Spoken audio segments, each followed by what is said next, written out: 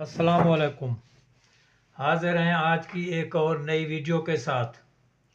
ये वीडियो जो आज मैं बनाने जा रहा हूँ, ये एक स्पेशल वीडियो है और इस वीडियो के अंदर मैं ऐसी टेक्निक्स और ऐसे जो फंडामेंटल प्रिंसिपल्स ऑफ मैथमेटिक्स हैं, वो डालने जा रहा हूँ क्योंकि अगर राइट फ्रॉम दी बिगिनिंग यानी तीसरी चौथी पाँचवीं क्लास से लेकर और एंड तक अगर किसी भी स्टूडेंट को इन बेसिक प्रिंसिपल्स का इदराक नहीं या वो इनको नहीं समझते या उन्हें इनका इल्म नहीं है तो उन्हें रियाजी पढ़ने की शक्कत कभी भी नहीं आ सकती।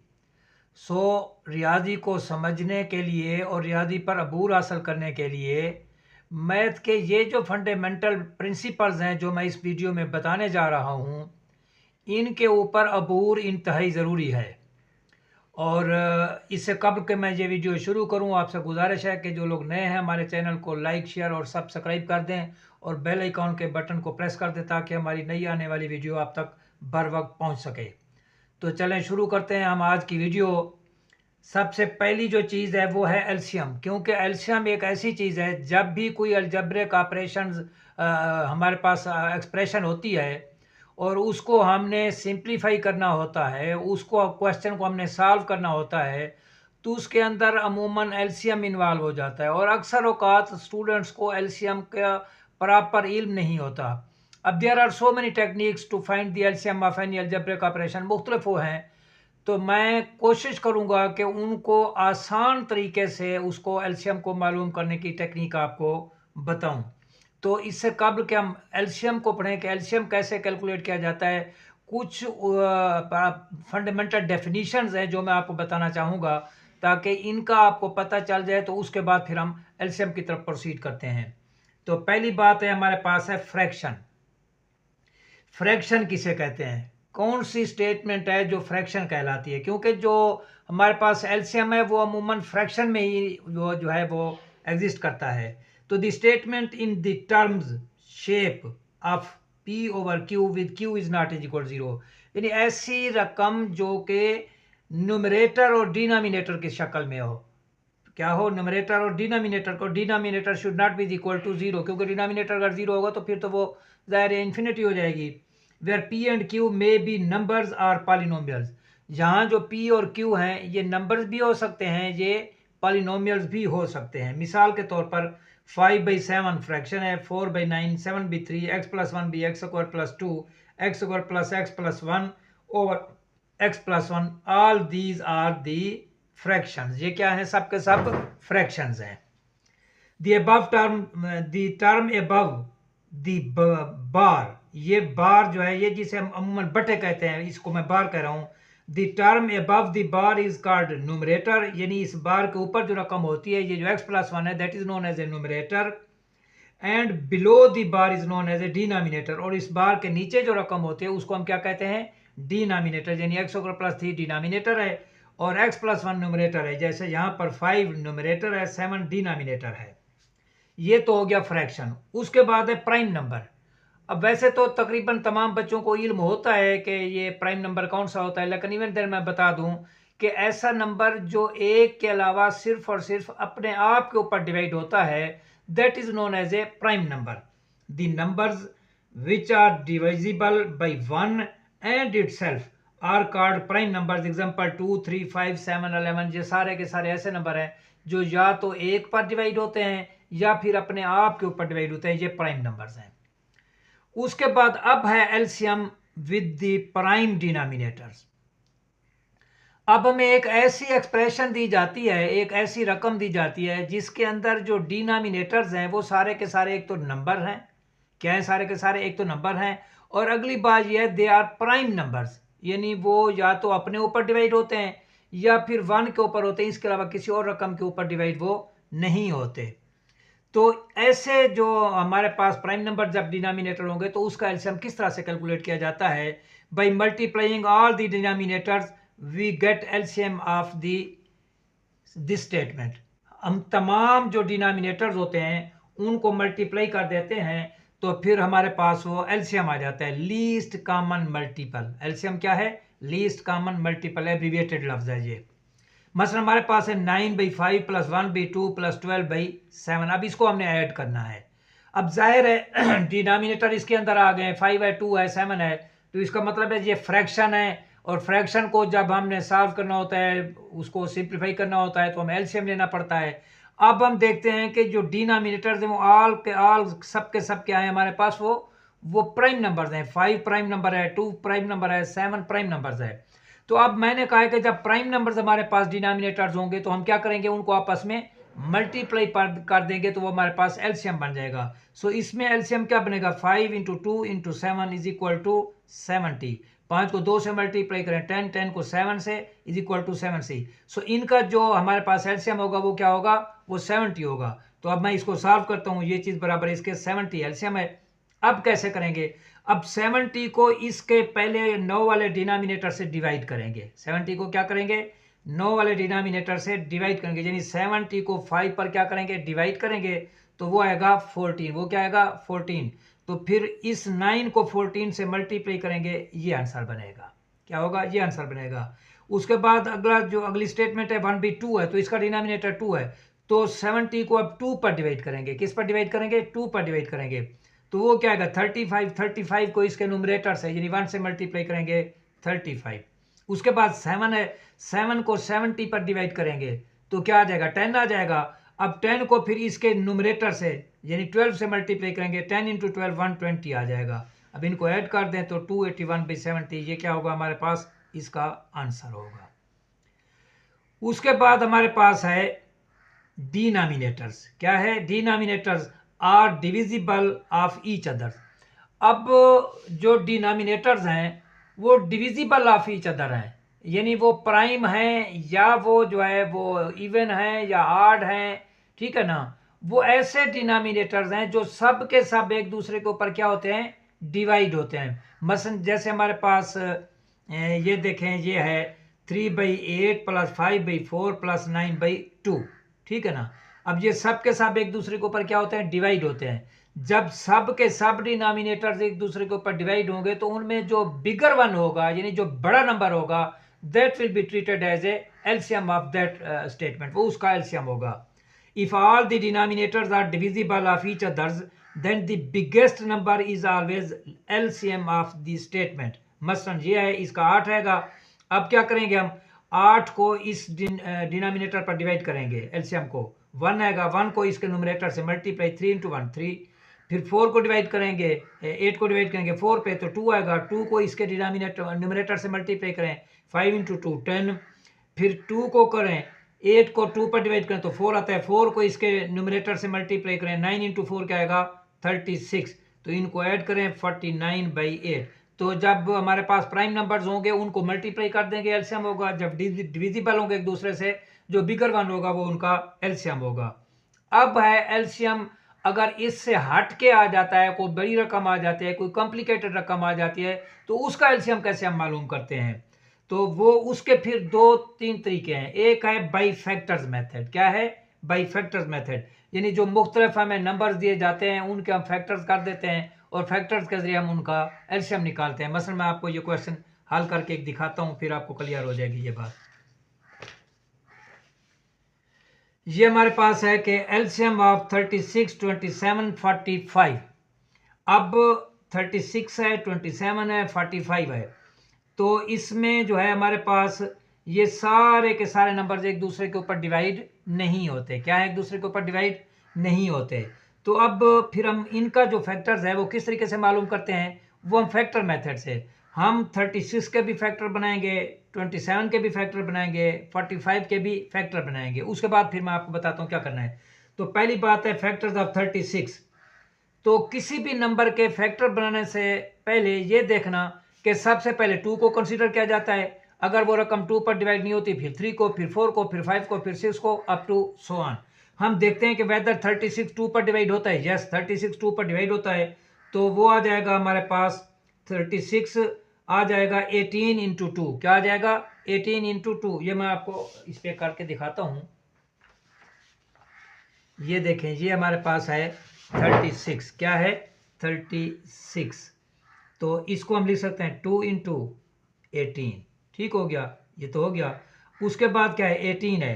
18 को क्या लिख सकते हैं हम, 2 इंटू 9, ठीक है ना। उसके बाद क्या है हमारे पास, 9 है, तो 9 को क्या लिख सकते हैं, 3 इंटू 3, तो 36 के क्या आ जाएंगे, 2 2 3 3, तो ये आएगा 2 इंटू 2 इंटू 3 इंटू 3, ये 36 के हमारे पास फैक्टर्स होंगे। ये देखें 36 के क्या बने, 2 इंटू 2 इंटू 3 इंटू 3। उसके बाद 27 है।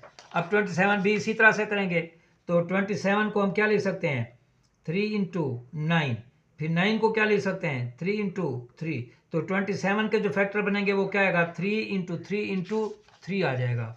ये 27 क्या आ गया, 3 मल्टीप्लाई बाई 3 मल्टीप्लाई बाई 3।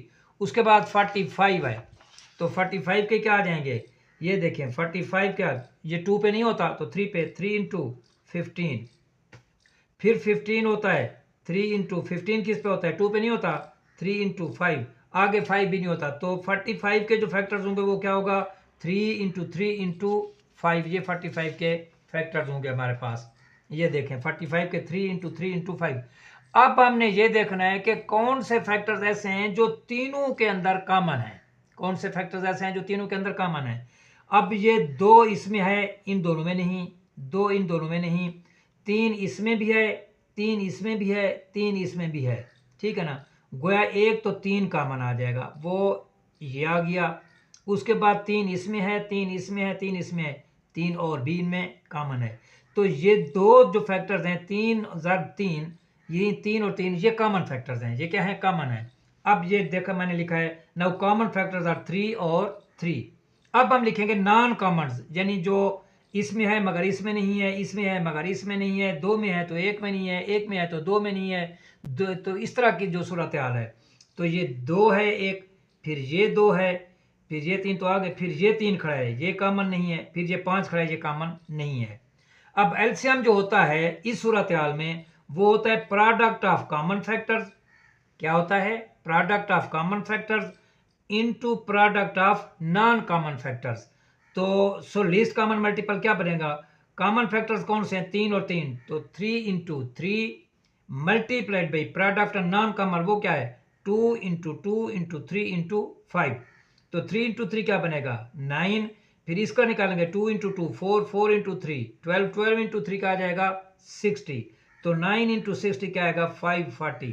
तो एलसीएम ऑफ 36 27 45 वो क्या आ जाएगा, 540 आ जाएगा। फिर मैं बता दूं आपको कि फैक्टर मेथड से जो भी नंबर्स हमें दिए जाते हैं उनके हम फैक्टर्स बनाते हैं, जो कॉमन फैक्टर्स होते हैं उनको अलहदा करते हैं, जो नॉन कॉमन्स होते हैं उनको हम अलहदा करते हैं, कॉमन्स को आपस में मल्टीप्लाई करते हैं, नॉन कॉमन्स को आपस में मल्टीप्लाई करते हैं, जो इनका आंसर आता है उनको आपस में मल्टीप्लाई कर देते हैं, तो वो एलसीएम आ जाता है। ये हमारे पास और तरीका है। उसके बाद एलसीएम का है थ्रू द डिवीजन मेथड। अब इनको हम डिवाइड कर देते हैं, इसी क्वेश्चन को मैं कर देता हूँ, मसलन 36 27 45, ये देखें 36 27 45। अब इनको डिवाइड करके हम इनका जो है वो एलसीएम निकालते हैं। तो जैसा मैंने कहा है कि जब भी किसी नंबर के फैक्टर बनाने होते हैं तो सबसे पहले 2 को कंसीडर करो, 2 के बाद फिर 3 को करो, फिर 3 नहीं है तो 4 को करो, 4 नहीं है तो 5 को, यूं।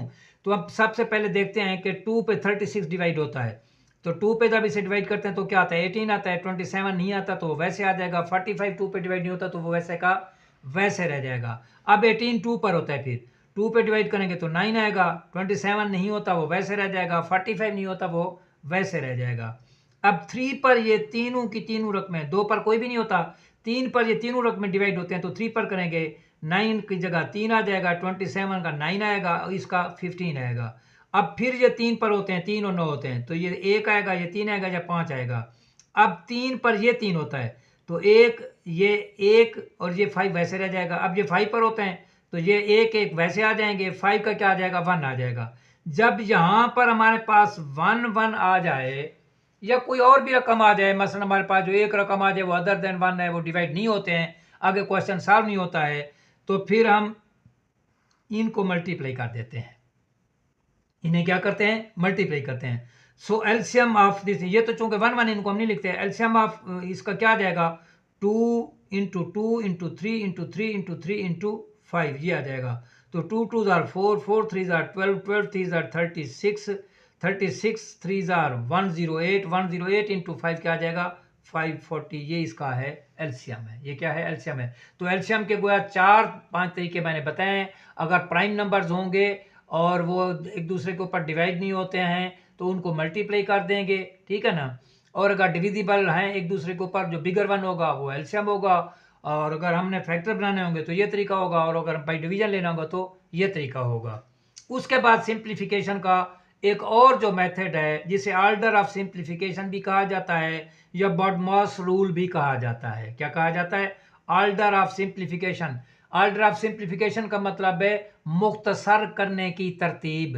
यानी अगर हमें कोई मैथमेटिकल एक्सप्रेशन दी जाती है, उसको हमने सिंप्लीफाई करना है, उसको हमने मुख्तसर करना है, तो ऑर्डर उसका यानी उसकी तरतीब, हम पहले किस चीज़ को सिंप्लीफाई करेंगे, फिर कौन सा अमल करेंगे, फिर कौन सा अमल करेंगे, इसको मुख्तसर करके या एब्रीविएटेड इसको जो नाम दिया गया है वो बॉडमॉस रूल दिया गया है। बी से मुराद ब्रैकेट है, और ओ से मुराद ऑफ है, डी से मुराद डिवीजन, एम से मुराद मल्टीप्लिकेशन, ए से मुराद एडिशन और एस से मुराद सब्ट्रैक्शन। तो अब इस अमल को, ऑर्डर ऑफ सिंप्लीफिकेशन को पढ़ने से काबिल या बॉडमॉस रूल को पढ़ने से काबिल हम कुछ और फिर अगेन फंडामेंटल डेफिनेशंस पढ़ते हैं ताकि उनका हमें पता चल जाए। अगर वो बॉडमॉस एक्सप्रेशन रूल्स अप्लाई करने के एक्सप्रेशन में हमारे पास चीज़ें आ जाएं तो हमें उनका पता होना चाहिए कि ये क्या चीज़ है और क्या नहीं है। तो पहली बात है सप्लीमेंट्री या लाइन ब्रैकेट या बार। इसे सप्लीमेंट्री ब्रैकेट भी कहते हैं, लाइन ब्रैकेट भी कहते हैं, या इसे बार भी कहते हैं। शक्ल इसकी क्या होती है? एक इस हॉरिजॉन्टल लाइन की तरह इसकी शक्ल होती है। किसी स्टेटमेंट, किसी रकम के ऊपर ये हॉरिजॉन्टल बार होता है, ठीक है ना। इसको हम लाइन ब्रैकेट या इसको जो है वो सप्लीमेंट्री ब्रैकेट या इसको बार ब्रैकेट कहते हैं। इस ब्रैकेट को ख़त्म करने के लिए इसके नीचे वाली रकम की अलामत तब्दील कर दी जाती हैं। यानी ये रकम, जिन रकमों के ऊपर ये बार दिया गया होता है, जब इस बार को हटाते हैं तो इसके नीचे जो रकम होती है उसके अलामत तब्दील कर दी जाती हैं। वो प्लस है तो माइनस हो जाएगी, माइनस है तो प्लस। जैसे ये देखिए हमारे पास ये है कि x प्लस वाई, इसके ऊपर ये बार है, ठीक है ना। तो जब मैं बार हटाऊंगा तो ये क्या बन जाएगा? x माइनस वाई बन जाएगा। सिमिलरली हमारे पास है 3 माइनस 5, इसके ऊपर ये बार है, तो जब मैं इसको हटाऊंगा तो ये क्या बन जाएगा? 3 प्लस 5 हो जाएगा। ये हमारे पास बार है। उसके बाद स्क्वायर ब्रैकेट है। ये जैसे हम स्क्वायर ब्रैकेट जानते हैं, ये स्क्वायर ब्रैकेट होती है। और उसके बाद हमारे पास ये है करली ब्रैकेट। ये दरमियान में इसको हम जो है वो करली कर लेते हैं, तो ये करली ब्रैकेट होती है। और last one is round bracket. ये कौन सी ब्रैकेट है? Round bracket. ये छोटी ब्रैकेट भी हम इसको कहते हैं, ठीक है ना। इसे अमूमन लोग दरमियानी ब्रैकेट कहते हैं और करली ब्रैकेट भी कहते हैं। इसे लोग छोटी ब्रैकेट भी कहते हैं या इसे राउंड ब्रैकेट भी कहते हैं। अब बॉडमास रूल में B for bracket, O for of, D for division, M for multiplication, A for addition, S for subtraction. तो गोया जब हमारे पास इस तरह की रकम होगी तो उसके अंदर हम ये देखेंगे कि कौन कौन सी चीज़ पहले सॉल्व करनी है, कौन कौन सी बाद में। तो सबसे पहले क्या करना होगा? हमें ब्रैकेट को सॉल्व करना होगा। जो भी ब्रैकेट उसके अंदर है, लाइन ब्रैकेट है, स्क्वायर ब्रैकेट है, करली ब्रैकेट है, जो भी है, जो ब्रैकेट होगी सबसे पहले वो ब्रैकेट सॉल्व होगी। उसके बाद डिवीजन का अमल होगा, उसके बाद मल्टीप्लिकेशन का अमल होगा, उसके बाद एडिशन का अमल होगा, और सबसे लास्ट में किसका अमल होगा? सब्ट्रैक्शन का अमल होगा। ये मैं 2 क्वेश्चन सॉल्व करता हूँ, उनमें ये सारे के सारे रूल्स आ जाएंगे तो आपको क्वेश्चन आसानी हो जाएगी समझने में। मतलब हमारे पास क्वेश्चन है 35 divided by 7 plus 9 multiplied by 3 minus 4 bracket छोटी, ठीक है ना, राउंड ब्रैकेट 5 प्लस 3। तो सबसे पहले जहाँ क्या लिखा है मैंने? बी लिखा है, ब्रैकेट। तो पहला अमल कुछ भी नहीं करना, हमने इस ब्रैकेट को सॉल्व करना है। क्या करना है? हमने इस ब्रैकेट को सॉल्व करना है। तो सारी की सारी स्टेटमेंट वैसे की वैसे इसको सॉल्व करेंगे। 5 प्लस 3 क्या आ जाएगा? 8। अब इस 8 को इससे क्या करना है? बाकी सारी रकम वैसे 8 और 4 को क्या करेंगे? मल्टीप्लाई 32। अब ब्रैकेट खत्म हो गई तो बी का अमल खत्म हो गया। अब पहले हमने क्या करना है? डिवीजन, डी का अमल करना है। तो ये 35 डिवाइडेड बाई 7 है, तो इसको मैं उलट कर दूंगा मल्टीप्लाई करके 1/7 प्लस का 9 इंटू 3 माइनस 32 वैसे का वैसे। अब इसको मुख्तसर करें, 5 आएगा। 5 प्लस 9 मल्टीप्लाइड बाई 3 माइनस 32। अब डिवीजन खत्म हो गया। उसके बाद क्या है? उसके बाद है मल्टीप्लिकेशन। क्या इसमें मल्टीप्लिकेशन कहीं है? Yes, 9 into 3। तो ये अमल करेंगे, 5 का 5, 9 इंटू 3 27 माइनस 32। अब मल्टीप्लिकेशन। उसके बाद हम देखते हैं एडिशन कहाँ है। ये 5 क्या है? ये भी एडिशन है, 27 भी क्या है? एडिशन है। तो अब इनका अमल करेंगे। 5 + 27 32 - 32, आखिर में क्या है सब्ट्रैक्शन, तो अब ये सब्ट्रैक्शन का अमल रह गया। 32 - 32 क्या आ जाएगा 0। ठीक हो गया। अब सेकंड क्वेश्चन में मैंने कोशिश किया है कि ये तमाम की तमाम चीज़ें यानी ब्रैकेट्स और मल्टीप्लिकेशन, एडिशन, सब्ट्रैक्शन, डिवीजन सारे के सारे अमल आ जाएं। ये हमारे पास है 288 डिवाइडेड बाई 16 माइनस फिर जो है वो स्क्वायर ब्रैकेट है 18 डिवाइडेड बाई 6 प्लस फिर करली ब्रैकेट 26 माइनस फिर राउंड ब्रैकेट 16 माइनस का 8 - 6, 8 - 6 के ऊपर बार है, फिर ब्रैकेट का राउंड ब्रैकेट क्लोज, फिर करली ब्रैकेट, फिर उसके बाद स्क्वायर ब्रैकेट। तो सबसे पहले क्या है ब्रैकेट है, और ब्रैकेटों में भी मैंने कहा है कि सबसे पहले करली, उसके बाद राउंड, सबसे पहले बार, उसके बाद राउंड, उसके बाद करली, उसके बाद स्क्वायर। तो सारी की सारी स्टेटमेंट वैसे लिख दो, सिर्फ और सिर्फ इस बार को उड़ाना है। जब इसे उड़ाएंगे तो चूंकि माइनस के ऊपर है ये, तो 8 - 6 है वो क्या हो जाएगा 8 + 6। अब अगले स्टेप में हमने राउंड ब्रैकेट को सॉल्व करना है, तो बाकी सब की सब स्टेटमेंट वैसे की वैसे रह जाएगी। अब राउंड ब्रैकेट में माइनस भी आए और सब्ट्रैक्शन एडिशन भी आए, तो हम देखते हैं कि एडिशन और सब्ट्रैक्शन में कौन सा अमल पहले करना है। एडिशन है फिर सब्ट्रैक्शन है, इसका मतलब पहले एडिशन करना है फिर कौन सा अमल करना है सब्ट्रैक्शन का। तो 16 भी ऐड है और 6 भी ऐड है, तो 16 और 6 क्या होंगे 22 माइनस का ऐड, सारी की सारी स्टेटमेंट वैसे। अब राउंड ब्रैकेट को हमने सॉल्व करना है, तो ये 22 माइनस क्या आ जाएगा हमारे पास ये 6, तो वैसे आ जाएगा 22 - 8 क्या होता है 14 आता है, तो माइनस का 14 आ जाएगा। अब हमने किसको सॉल्व करना है, राउंड ब्रैकेट सॉल्व हो गई है, अब हमने इसको करली को सॉल्व करना है, ठीक है ना। तो सारी की सारी स्टेटमेंट वैसे की वैसे 26 - 14 क्या आ जाएगा प्लस का 12 आ जाएगा। अब करली ब्रैकेट भी उड़ गई।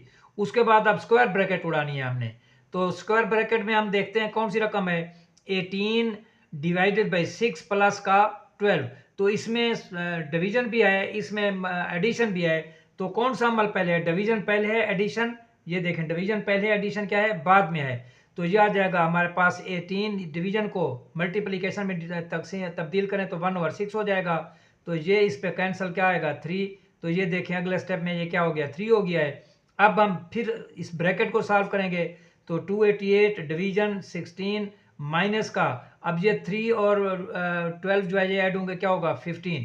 अब हमारे पास दो अमल रह गए, एक डिवीजन है एक सब्ट्रैक्शन है, तो डिवीजन पहले है सब्ट्रैक्शन लास्ट में है, तो पहले डिवीजन करेंगे, तो ये इस डिवीजन को मल्टीप्लिकेशन में चेंज करेंगे हम, ठीक है ना।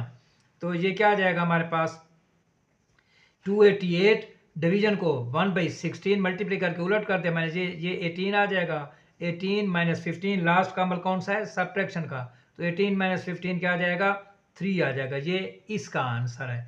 तो बडमास रूल क्या है, पहले ब्रैकेट, ब्रैकेट में पहले बार, फिर राउंड, फिर करली, फिर स्क्वायर, उसके बाद डिवीजन का अमल करेंगे, उसके बाद मल्टीप्लिकेशन का, उसके बाद एडिशन का, उसके बाद सब्ट्रैक्शन का। तो ये वो बुनियादी असूल हैं, जब किसी भी स्टूडेंट्स को सिंप्लीफिकेशन और ऑर्डर ऑफ सिंप्लीफिकेशन के ये असूल आएंगे, तो तब जाकर वो अलजेब्रिक ऑपरेशंस और अलजेब्रिक एक्सप्रेशन को सिंप्लीफाई कर सकता है। जाहिर है जब अलजेब्रिक ऑपरेशन सिंप्लीफाई होगी तो तब हम उसको सॉल्व करने के काबिल होंगे। तो तवक्को है कोई हमारी आज की ये वीडियो आपको पसंद आई होगी। इंशाल्लाह हाजिर होंगे नेक्स्ट टाइम किसी और वीडियो के साथ, तब तक के लिए इजाज़त दीजिए। अल्लाह हाफ़िज़।